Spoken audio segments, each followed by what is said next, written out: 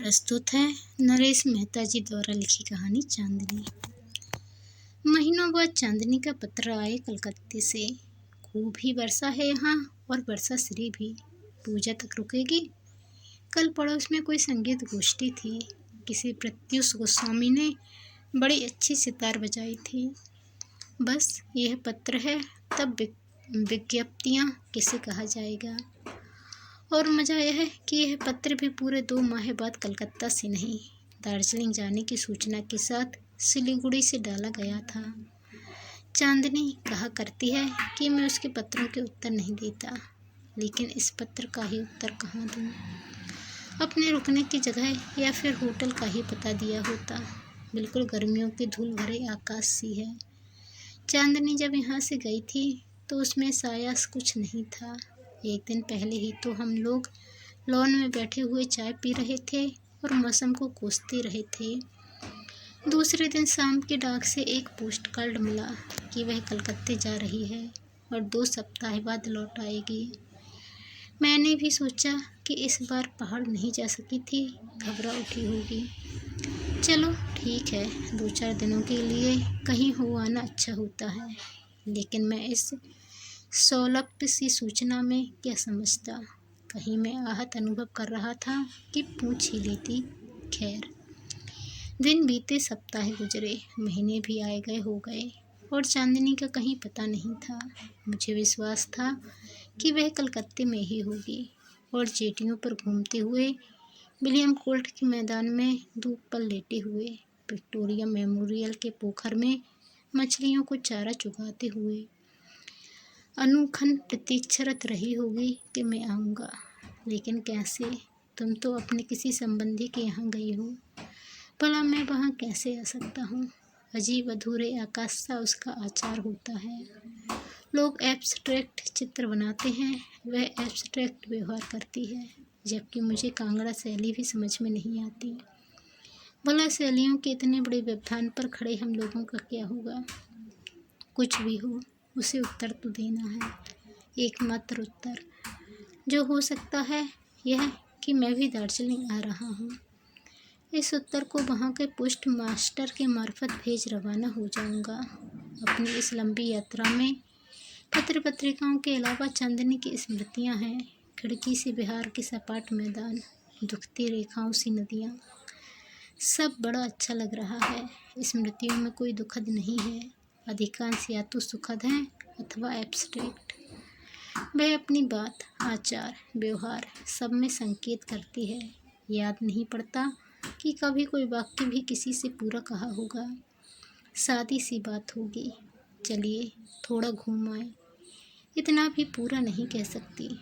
वह तो कहेगी चलिए, और सड़क पर जाती किसी टैक्सी को रोक बैठ जाएगी तथा हंसती आँखों से आपकी ओर देखने लगेगी।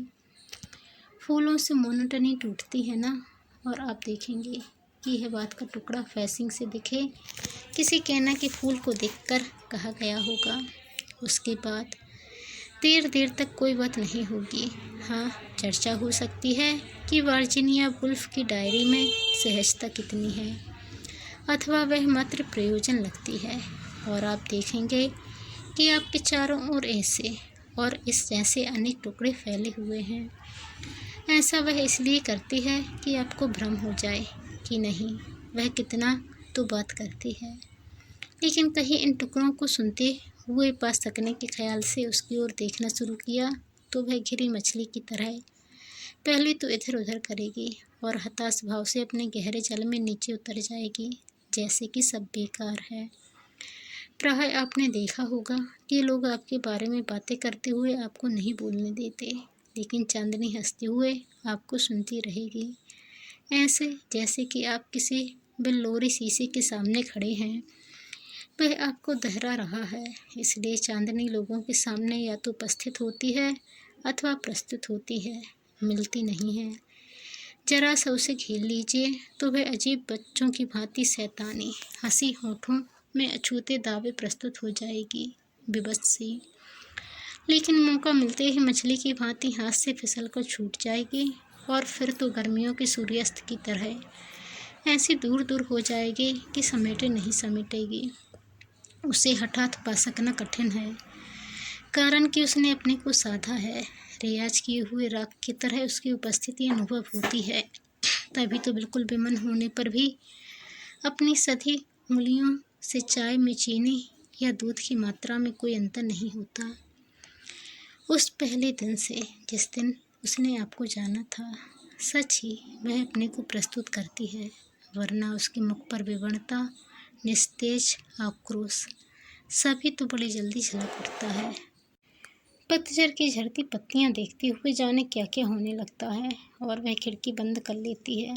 टैक्सी, व्यक्ति, होटल की सीट, क्रॉकरी पर बने बेलबूटे सभी के बारे में बड़ी जल्दी प्रतिक्रिया से भर उठती है। लेकिन दो जलों को भी मिलने में देर लगती होगी, पर कब वह क्रोध से लाल होकर होठों से मुस्कुरा दी है, कोई नहीं जान पाएगा। उसने अपने को इतना साधा है कि अब सब अनायास लगता है। यही लीजिए कि वह ऐसे पत्रों द्वारा सामने वाले से क्या अपेक्षा करती है। पूछो तो कह देती है कि नहीं, अपेक्षा करना तो बड़ी व्यक्तिगत बात है। एक दिन मैंने उसे अपने टोस्ट पर मक्खन लगा देने के लिए कहा तो वह जाने कैसी कैसी हो आई। तत्काल आंखें तक झलझला आईं और वैसी ही बजरती देखती रही। बड़ा संकोच बना रहा उस दिन, जबकि कुछ दिनों बाद एक नर्सरी से लौटते हुए कह गई कि मैंने उसे कभी बेड़ी तक खरीद कर नहीं दी। उसके इस कह दिए जाने के बाद तो मैं कभी भी बेड़ी नहीं खरीद पाऊँगा, क्योंकि कह दिए जाने पर तो न व्यक्ति न फूल किसी में भी गंध नहीं रह जाती है। इसलिए चांदनी न बोलती है न कहती है, बल्कि केवल यहाँ वहाँ या तो एब्स्ट्रैक्ट टुकड़े होंगे या फिर बड़ी बड़ी आँखों वाला हंसता गुजरना होगा। स्कूली लड़कियों की तरह सिलीगुड़ी में ट्रेन बदली, तेज पहाड़ी नदियाँ, प्रतिलंबित चीड़वन, अजीब चित्रात्मक एकांत, प्रतीक्षित घाटियाँ, सब अजीब तरह से मोहते हैं। दोनों ओर चाबागानों के हरे विस्तार, जिनमें फूलहीन पलाश, खूब सारे पलाश बसंत में कैसे सुलग उठते होंगे। मुझे याद हो आया, 2 साल हुए जब हम ताजे चीड़ फूलों की तलाश में 7 ताल गए थे। मंद दोपहर छनकर बूटीदार यहाँ वहाँ एकांत बिछली थी। 7 ताल वाला ताल दर्पण बना हुआ था। चीड़ फूल खोजते हुए पत्तों को चरमराते तथा अपनी ही आहट सुनते चले गए थे। हमारी वह खोज कितनी सफल रही थी। ढेर सारे चीड़ फूल रंगकर लोगों को बांटे गए। कुछ ड्राइंग रूम में चांदनी ने भी सजाए थे। सहसा जाने कहाँ से सहमा सा दार्जिलिंग का स्टेशन सामने आ खड़ा हुआ। क्लॉक रूम में सामान रख चांदनी की तलाश में निकल पड़ा। किसी अच्छे होटल में ही हो सकती थी। तिब्बती कुलियों से पीछा छुड़ाता सारे होटलों में भटकता रहा और उसका हुलिया बताता पूछता रहा। अनेक बार लोगों ने सशंक होकर देखा कि मैं कौन हूँ और किस महिला को खोजता फिर रहा हूँ। इस सब के बाद मैं आश्वस्त हो गया कि वह यहाँ आई तो किसी होटल में नहीं रुकी, क्योंकि किसी होटल में यदि वह टिक जाए तो लोग उसे न जाने, ऐसा कभी नहीं हो सकता।